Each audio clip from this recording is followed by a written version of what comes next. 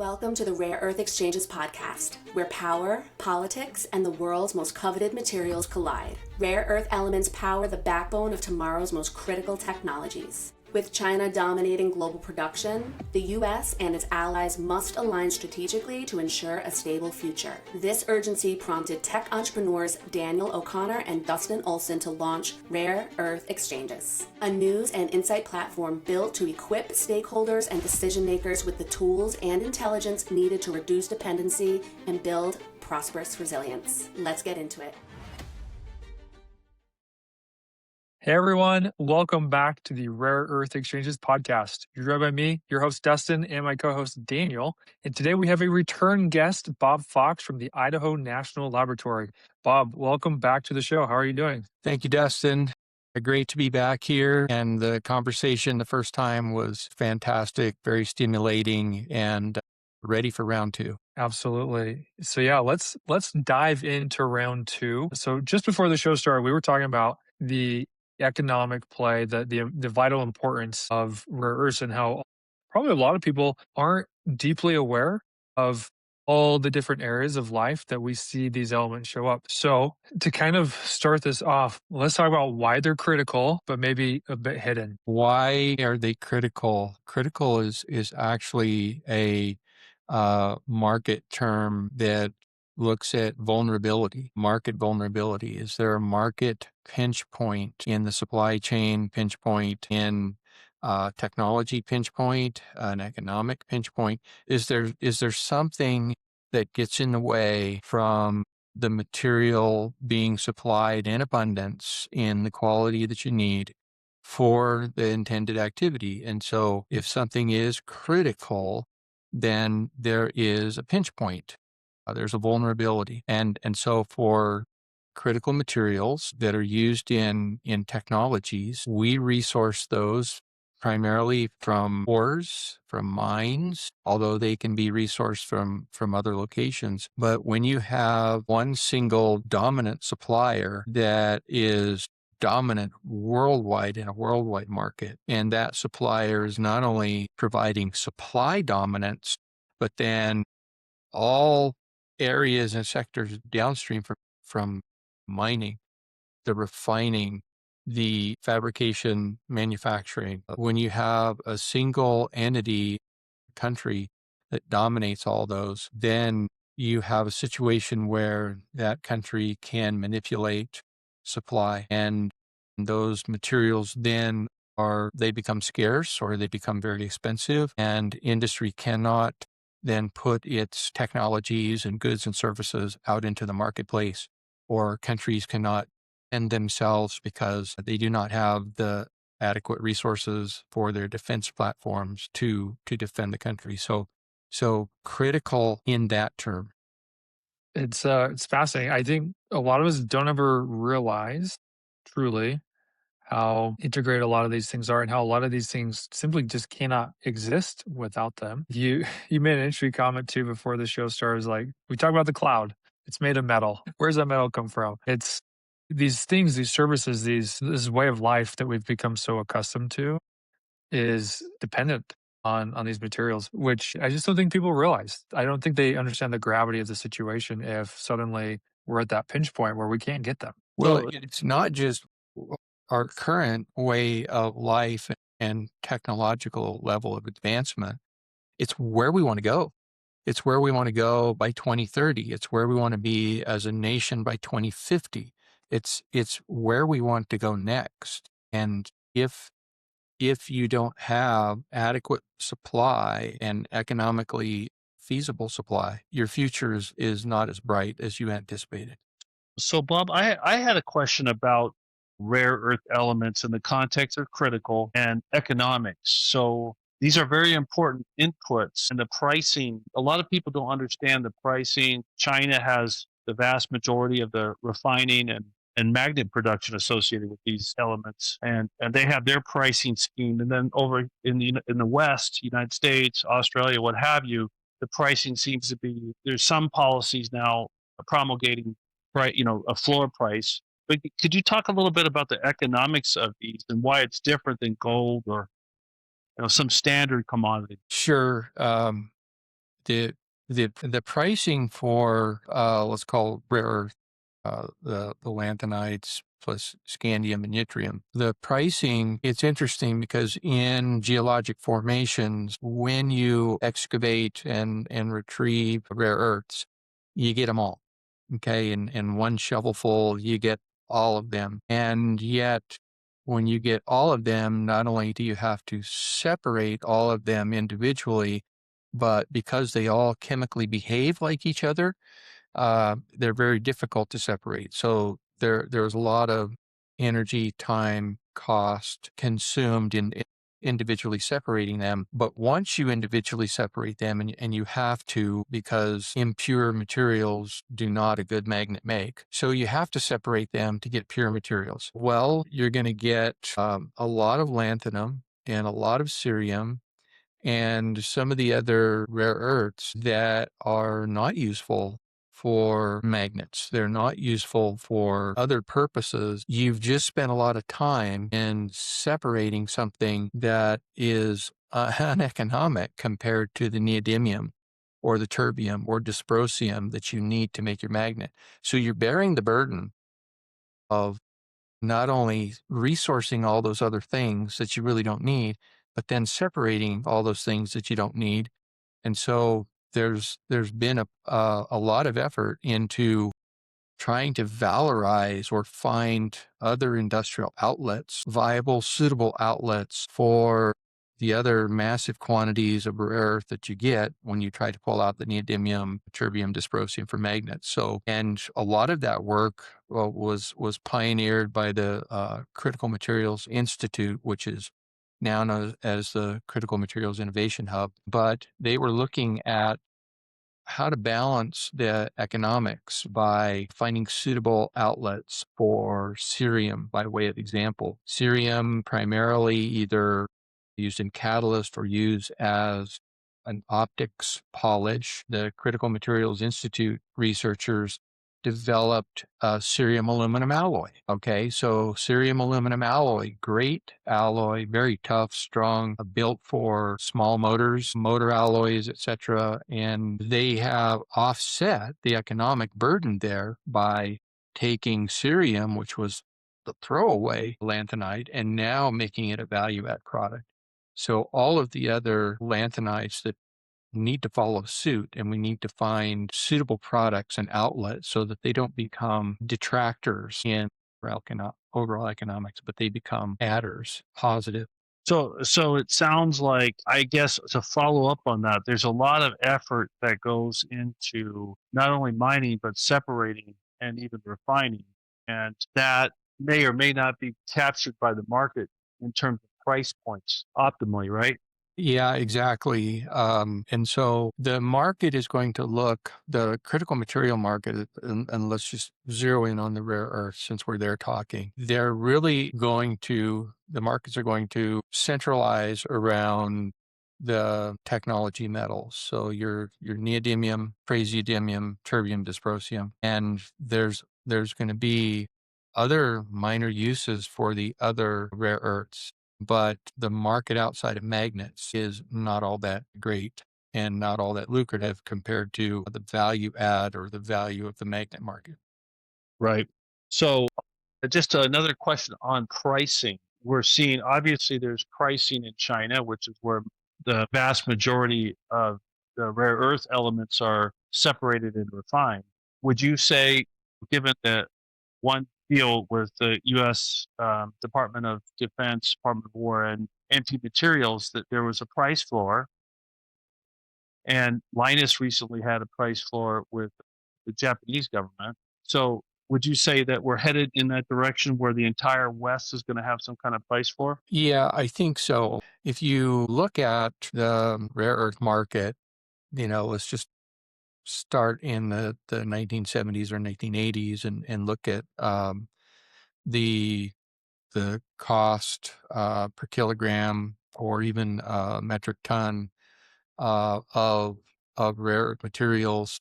It was going up, standard market turnover. But then what you started to see as China began to develop more of bianobo They developed more of the beneficiation and separation capacity. They developed more refining capacity. They developed more manufacturing capacity. Then what China did was intentionally skew the market by developing overproduction capacity so that a lot of inexpensive materials could then be flooded onto the market. So companies like Molycorp, then that were based on capital, like a world world markets and world economy, they were seeing themselves constantly undercut by overproduced materials from China to the point where China basically ran everybody out of business. How many times throughout history have we seen various nations utilize their resources in a way similar to that to cause for intentional fluctuations or misrepresentation of the true cost of something in the market? We see it all the time. Right. And so now that China has a dominant position, you have to look at what are some of the mitigations or protections that if you're trying to stand up a stable domestic supply chain, what are some of the things that you can do to mitigate some of those depredations that such a country is going to try to exercise to, again, crush everything and run everyone out of business? Well, if you look at what happened in the 1970s with petroleum, the U.S. established a strategic petroleum reserve in order to levelize fluctuations in market and the cost of materials. So having a strategic mineral reserve, a strategic critical material reserve, is basically the answer to that. Stand up a strategic reserve. So what are some of the other things? Floor price. So if you have a country that's overproducing and using their overproduction to intentionally drive an artificial low price, then those mining organizations and people are doing beneficiation and separation to bring material up to a certain feedstock status in the marketplace. They need to have the ability to continue to function, continue to operate, or otherwise you lose all that capital investment and that capability. So in order to maintain capability, you have a floor price, and anyone who's in the game in the United States, they're at least guaranteed to have this amount of of profit, material or money if you're engaged and you're producing material per specification. So those are some of the thoughts behind things like floor price or strategic reserve. They're all action that are designed to mitigate and offset parties in the marketplace that are intentionally trying to artificially either inflate or artificially depress activity and prices in the market. Fascinating. Dustin, I have some more questions, but go ahead, Dustin. Let's jump into it a little bit more and then I'll come back. Yeah. So I have a question here, and I want to talk more about the process intensification, where we try to do the same work in 2 steps rather than 5. But I was hoping you could help us understand what that actually looks like. Yeah. So it is a systems engineering term, process intensification. And basically what you're doing is what you said. If industry, the normal way they did it, took 5 steps, then can you do it in less steps? And so I'll give you by way of example. So in a standard life cycle of a rare earth, you dig the ore out of the ground, you send it to a mill, you make a concentrate from the mill where beneficiation occurs. The concentrate is then sent to a separations plant where you're starting to break down into individual rare earth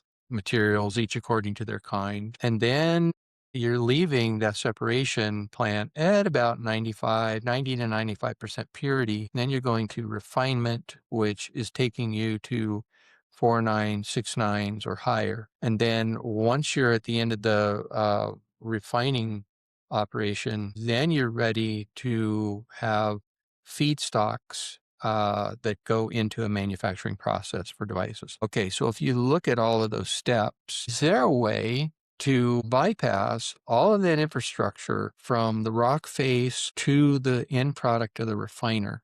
Is there a way to bypass all of that process with technology, with new technology, and put technology as close as you possibly can to the rock face and proximal to the rock face or at the rock face, not only separate, but refine to 3 nines, 4 nines, 5 nines, 6 nines or higher using technology and bypass all of that conventional processing and infrastructure. Is there a way to do that so that as close to the mine site as possible, you're actually producing or carting off of the mine site something that is coming out 4 or 5 nines? That is the, the concept of process and intensification. How do you do that though? How do you do that? You need more powerful technology. You need technology that has the separations power to go in amongst all of the minerals or atoms that comprise the ore and just fetch out what you need and take it from there and put it over there with all of the others, each according to their kind, and do that in, an inexpensive, rapid, but high integrity manner so that the only thing you're taking off the mine site is high purity material. So wow, what does that technology look like? So basically what it's doing, and this is the philosophy that we're following with the development of many of our separations technologies here at Idaho National Laboratory, is when you have a technology that has the ability to discriminate between atoms and separate them to 99.999% purity, those typically are analytical machines that sit in a laboratory and they do their thing. They have the ability to discriminate at the atomic scale and sort out one atom from the other. That's great for this pristine analytical laboratory, but can you just throw that, analytical device in your truck, drive it to the mine site, feed it raw ore, and expect it to do the same thing? No, it choke. There are too many other contaminants in the way, too many interference. The ore is the wrong state of matter. So what the problem is you've got an instrument in the lab that can do it, but you have to transition that instrument from how it's able to work and divide and separate so that it can do that on different states of matter with many interference in the way and do it very quickly and inexpensively. It's the separations triangle. It's what separation scientists always challenge themselves with. You can either, speed, resolution, and cost. Those are the 3 legs of the triangle. You get 2 at the expense of the third. Okay. You want it fast. You want it cheap. It's going to be, it's going to be an ugly mess. There's going to be all kinds of stuff still left in it. So that's the separations challenge. And so what we're doing is we're taking devices that normally would be able to separate and discriminate at the atomic scale and do so in a high integrity manner in the lab. And we're reworking that technology to where we can feed it almost raw material and have it separate and refine to a very high level of integrity and purity. So hey, Dustin, just on the separation in the lab environment at INL, have we developed a public technology out of the lab, or is this something that is already a known approach for separation, or is this something new? This is all brand new. This is taking many of the existing separations technologies and totally rethinking them.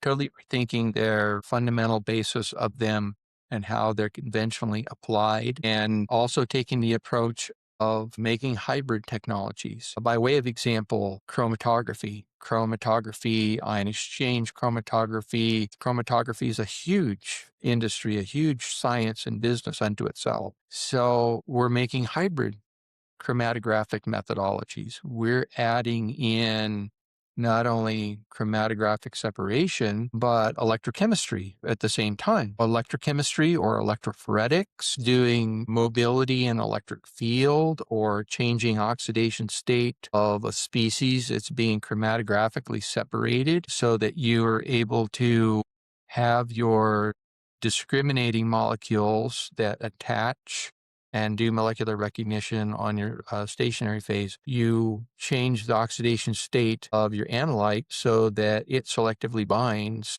to your molecular recognition receptor. So you're making hybrid technologies. Hybrid technologies, we don't win the Nobel Prize for uniqueness there because hybrid technologies are the next generation of separations technologies that are showing much greater power at separation.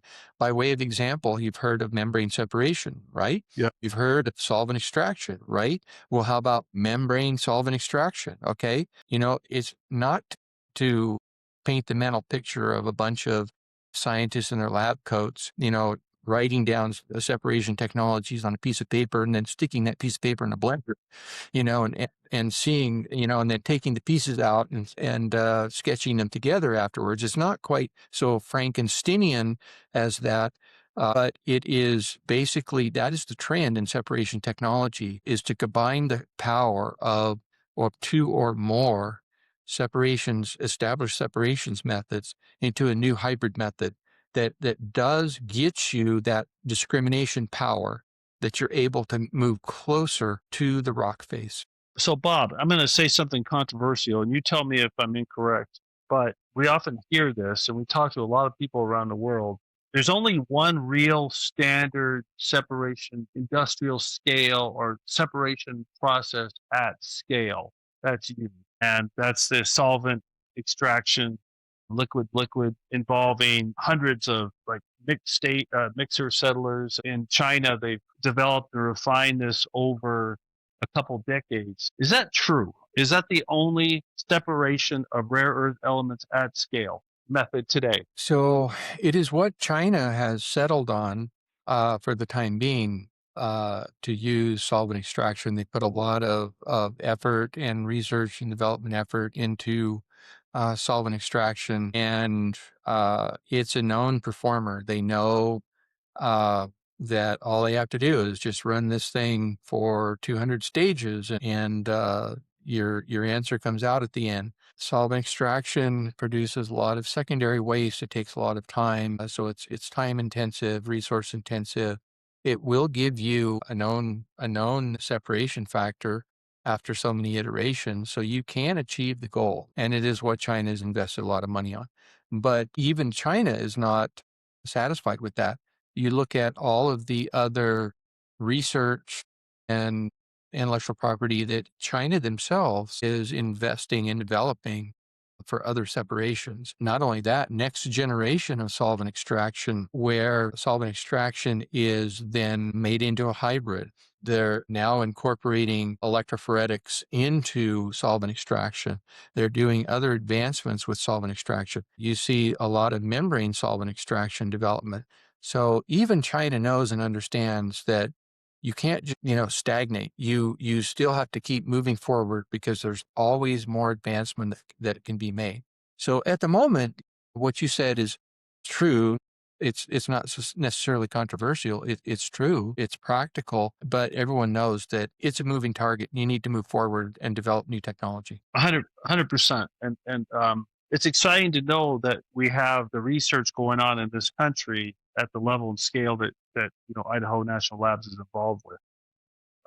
Dustin, I have some questions about recycling, but maybe you want to have a question or two. So Yeah, so before we- real quick, and if you don't mind, I could add there and I'll tell you, here's an underpinning driver. Many of the separations methodologies are going to be linked or coupled with artificial intelligence, okay, that is going to drive advancement and efficiency.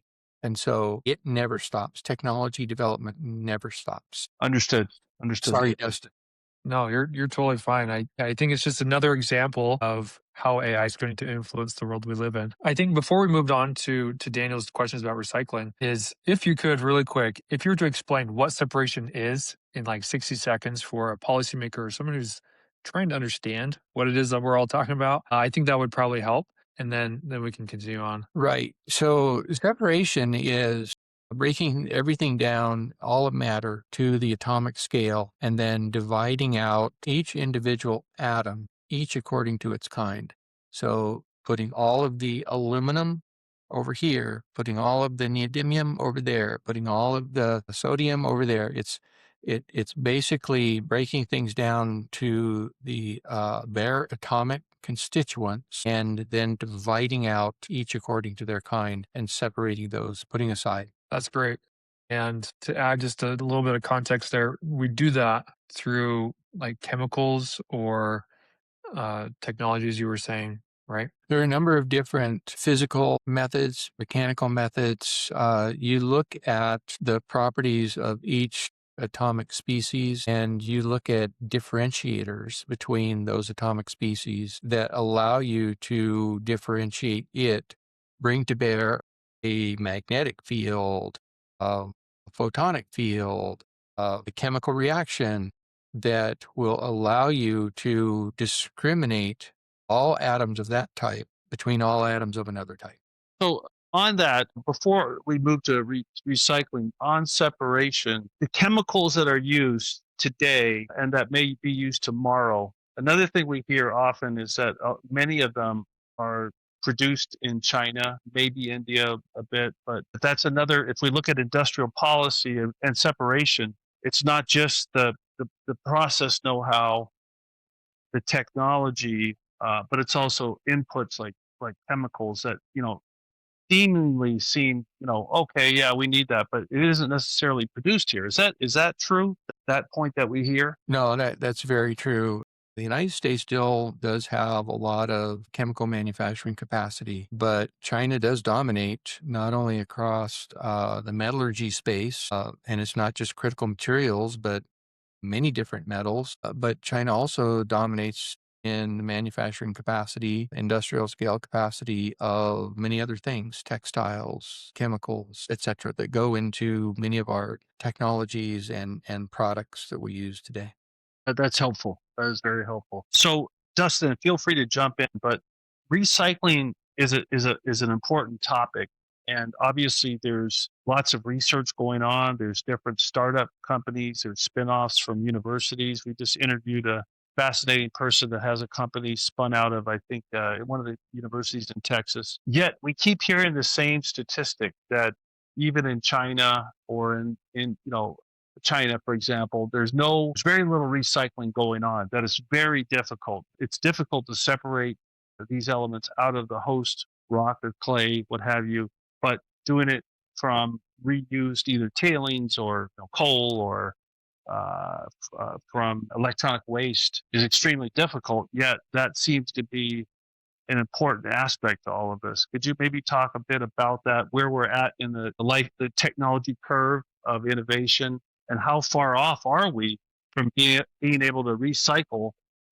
if ever, at scale? Yeah, circularity is vitally important. Circularity is basically fundamental to sustainability, and any advanced industrialized society understands that circularity is absolutely vital because resources are not infinite. Resources are finite. If you're mining an ore or resourcing a material, all of the energy that it took to rubbleize it, dig it up from wherever it is, recover it from wherever it is, rubbleize it, beneficiate it, separate it, refine it. All of the embodied energy that you put into that, all the BTUs of energy, all of the minutes and minutes and hours of time, all of the chemical reagents, and all of the people lives that it touched along the way, until you get it so refined that it's suitable now to manufacture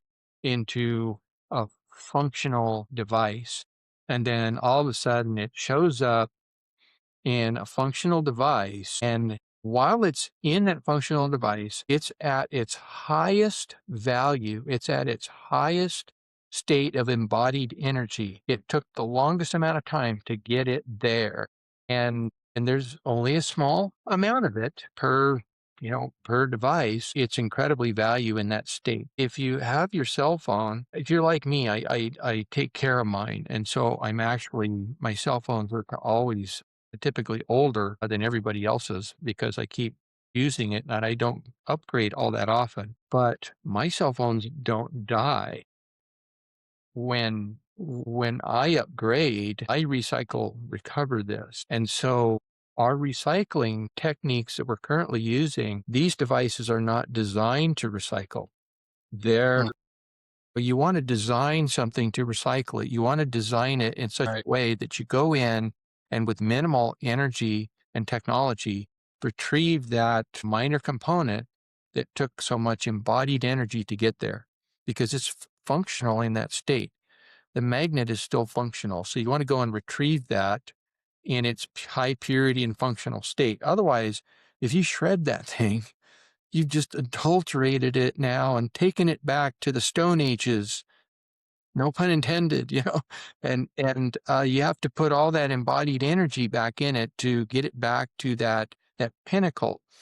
And so if you look at industrialized society, you have metals, you have plastics, you have functional devices like batteries, etc. We do an excellent job of recycling lead acid batteries in the United States. Greater than 95% of all lead acid batteries are recycled. We do a very poor job of recycling rare earths and critical materials in general in the United States, not because we don't want to. I found out you put a recycle bucket out there, people will use it. They'll fill it up for you. We don't have the infrastructure.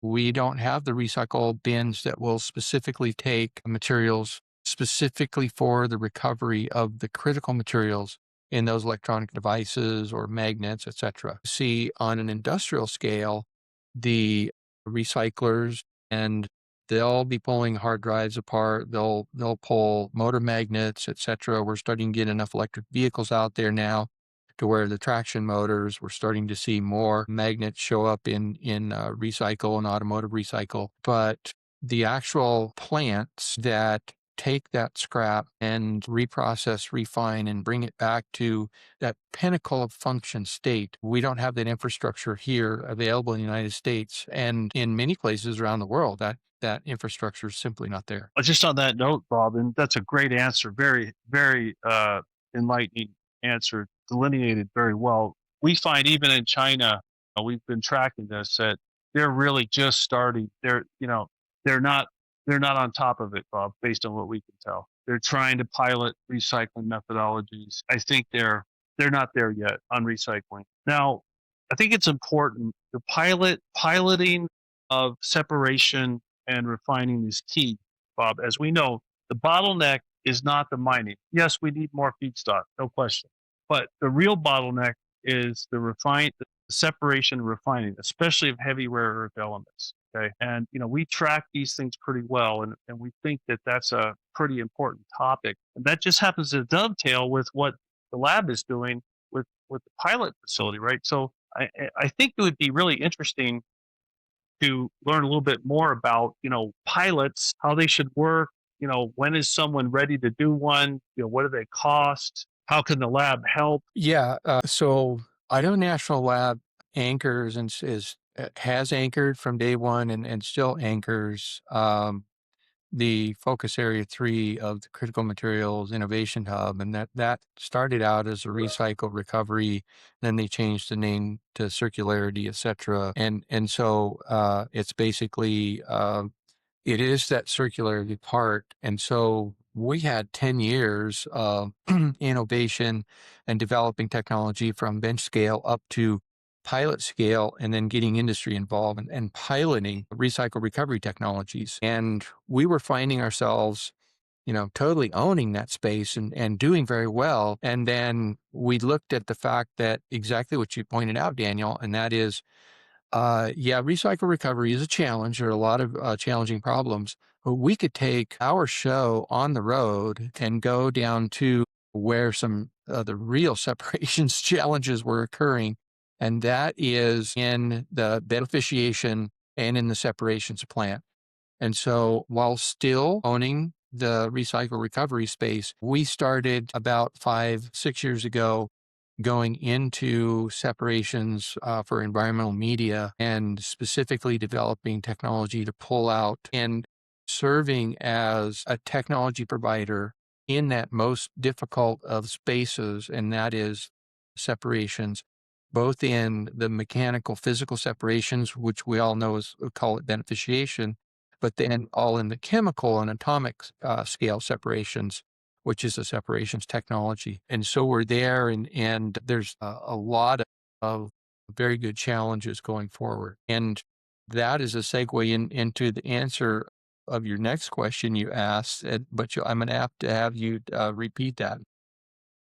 Well, I think that, what would be a scenario, because we're starting to see investment come into the country, both from with investors within the United States and abroad. I think the administration is doing a notable job of raising awareness about this topic, making investments and grants and loans, a notable job. So it's attracting attention around the world. There's a lot of capital now that's looking to flow into this if it can find the right mathematics. So, when it comes to, for example, INL and company David Ventures and pilot projects, is there sort of a formula, or I mean, how does that evolve? And I mean, without giving away any trade secrets, we'd like it, if there's somebody listening out there, investors that want to know, when should we call the lab? When can we, what are some of the triggers that we look at for rare earth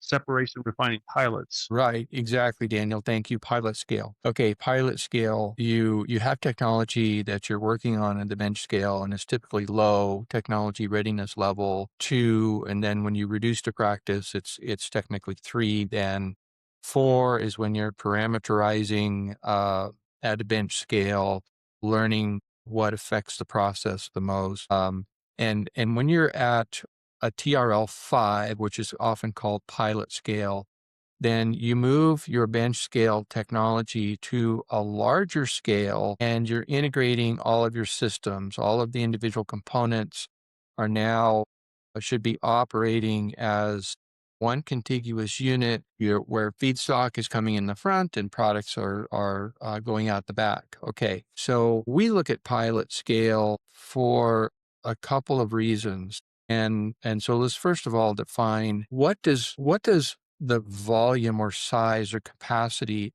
of a pilot scale need to be in order to be pilot scale. In our opinion, you could be pilot scale at milliliter per minute or gallon per minute. It doesn't make a difference which capacity you're at there, as long as the process is running at a size of scale that allows you to obtain valid process economic and techno-economic data.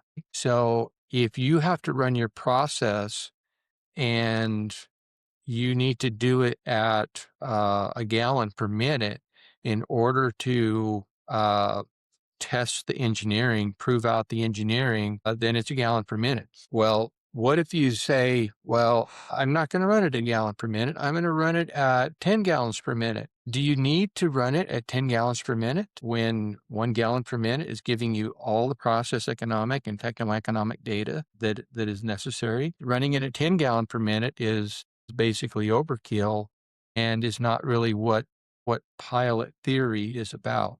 Pilot theory is you're no longer really testing science, you're testing engineering and scalability.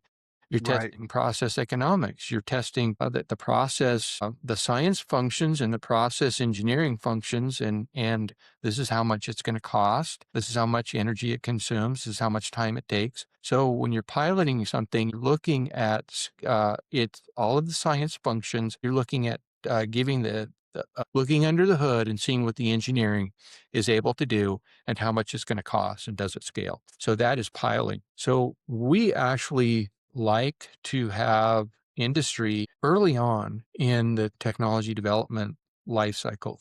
We want industry available when we're looking at reduction to practice. We've found that if industry is in it with a team, embedded with the team, and reduction to practice goes, they're owning that now. They have sweat equity, and in some cases, they have co-inventorship. They have ownership in the technology reduction to practice stage.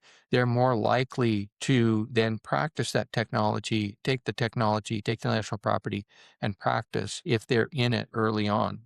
But if they don't have the stomach for risk for that level of research, then joining us at the pilot scale is a perfect place to jump in, because then they don't have to worry necessarily about the science. The science already been proven. They're then taking on the challenge and helping us to solve the engineering challenges.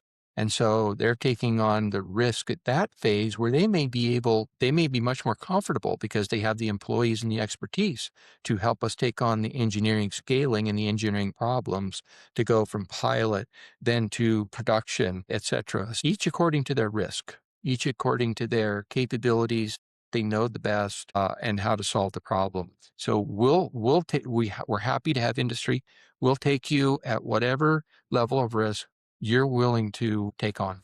Justin, it's an incredibly valuable institution, Idaho National Laboratory. And maybe this is a good time to talk about how this is all possible, how partners in the federal government are doing amazing things to help our country and, frankly, the Western world start to rebuild their supply chains in terms of sponsors. Bob, you want to talk about that? Yes. Thank you, Daniel. And now a shout out for our sponsors. Our sponsors are so vitally important because, yes, we're doing wonderful things here at Idaho National Lab to develop new technologies and to overcome these challenges. That mission, that activity would not be possible unless we had the strong sponsors in the Department of Energy. We had strong sponsors in the Department of War. And so shout out to all of the critical material and energy innovation office staff and technology managers and leaders in that regard. Many of those folks have been in critical materials, all their professional lives. They come from all walks of life, not only industry and academia, but some of the staff at CMEI come from national laboratories. So they're there. They understand the mission. They understand how vitally important critical materials are to the defense and to the economic viability of our nation. And they are basically going to battle every day, making sure that the industry, academia, and national laboratories have resources, that the best and the brightest are funded, that the best technologies and the best engineering efforts are put forward. So a huge shout out to the newly formed office in the Department of Energy that is handling now for all of the Department of Energy, the critical material portfolio. That is the Critical Material and Energy Innovation Office. The other offices that have just recently in the last couple of years in the Department of Energy come up and started to dive off into funding a lot of critical materials effort is ARPA-E, Advanced Research Project Energy. And I can't say enough good things about them. Their ARPA-E Minor, the ARPA-E Ignite, some of the other efforts that they have come up with are not only groundbreaking and innovative, but they're going to put this nation on a fast track to developing new technologies and new solutions for industry to improve industry competitiveness, improve industry bottom line. They're also very mindful of their budgets. They're very mindful. They make sure that they're getting the most bang for the buck out of the research proposals. So a very good group of folks, some of which are going to be here this week here at the forum, the Critical Materials Forum that we're having at Idaho National Lab. Also want to give a shout out to the folks in Department of War who have been doing a stellar job at going and standing up the critical infrastructure that this nation needs to get back in the game of domestically producing, resourcing, supplying itself with critical materials. So they're doing a great job. Fantastic group of folks, patriots all. I was just going to say, just to make sure we got everybody, the Department of Commerce is contributing quite a bit. The XM Bank, Import Export Bank, the Within Department of War, you had mentioned Office of Strategic Capital, I believe it is. I think it's Office of Strategic Capital. And even in the State Department, there's folks that we hear incredible good things like David Copley, who these are real patriots who are in it for the right reason to make a big, big difference in our society. So we just want to make sure it's kind of unbelievable what we've done. We track these things and we find that companies that are in Europe, for example, are pivoting towards the United States because, our government is taking this very seriously and they're moving accordingly. Whereas in, places like Europe, it takes them, there's more countries, maybe more bureaucracy. It takes them longer to get going. So I'm really proud of, what we've been able to do over the past year. Since Dustin and I formed Rare Earth Exchanges, enormous things have happened. I like to pat ourselves on the back, the work, Dustin, that we had some influence. I think we have, but it's important to try to get this information out in a way that people can understand, and that's credible, because there is, as you said, Bob, a lot of misinformation. I don't think people mean wrong, but they just, you have to operationalize terms. It's just not there. But please, Dustin. Absolutely. And Bob, we want to thank you for being on the show yet again. A lot of insightful information and education in just the refining and separation process. Obviously, the work that you guys are doing at INL, aided by your sponsors, is going to really accelerate what we're capable of doing, not only here in the United States, but most likely around the world. So, Bob, thanks again for being on the show. And as always, we hope to have you back.